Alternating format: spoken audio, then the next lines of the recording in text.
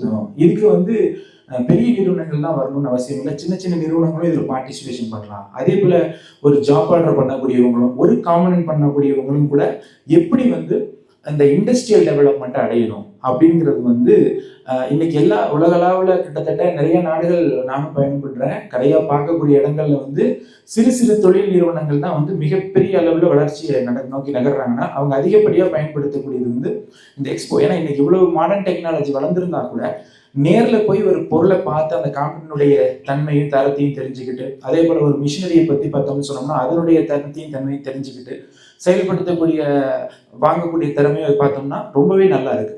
அப்படி இருக்கும்போது சிறு நிறுவனங்கள் நமக்குள்ளேயே நிறைய பேர் வந்து பார்த்தீங்கன்னா 50லேருந்து 100 பேர் வேலை பார்க்கக்கூடிய நிறுவனங்கள் இருக்காங்க.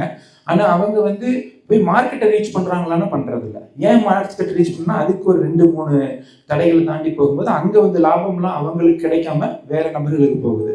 அப்போ பையர்ஸை நம்ம கண்டுபிடிக்கணும் அப்படிங்கிறது பார்க்கும்போது நம்ம இந்த மாதிரி சின்ன சின்ன ப்ராடக்ட் பண்ணக்கூடிய நம்ம நினைக்காம இதுவும் ஒரு முக்கியமான ஒரு சின்ன ஒரு காம்பனன்ட் இல்லாமல் ஒரு பெரிய மிஷின் ஓடுறதுக்கு வாய்ப்பே இல்லை. அப்போ அதை நம்ம வந்து நம்மளுடைய திறந்த தொழில் வாய்ப்பை கொண்டு போய் வெளிப்படுத்துறதுக்கு இந்த எக்ஸ்போஸ் எல்லாம் வந்து ரொம்ப யூஸ்ஃபுல்லாக இருக்கு.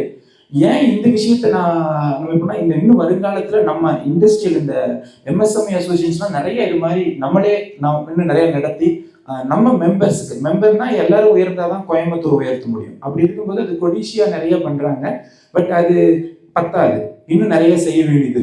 பர்டிகுலர் இண்டஸ்ட்ரி இப்போ ரொபாட்டிக்ஸ்ல ஒரு குறிப்பிட்ட காலம் இருக்கானா இனி AI மற்றும் ChatGPT இதெல்லாம் பயன்படுத்தி ரொபாட்டிக்ஸோட நம்ம என்னெல்லாம் செயல்படுத்தலாம் அப்படிங்கும்போது நிறைய காம்பனன்ட் மேனுஃபேக்சரர்ஸ் வந்து இன்னும் அட்வான்ஸ் நோக்கி நகரணும். அப்போ அதுக்கு வந்து நம்ம செய்யக்கூடிய முயற்சிகள் வந்து பார்த்தீங்கன்னு சொன்னால் இந்த மாதிரி டிஜிட்டல் மேனேஜ்மெண்ட்டை நோக்கி நகர்ந்தோம்னா தான் இதை பயன்படுத்த முடியும்.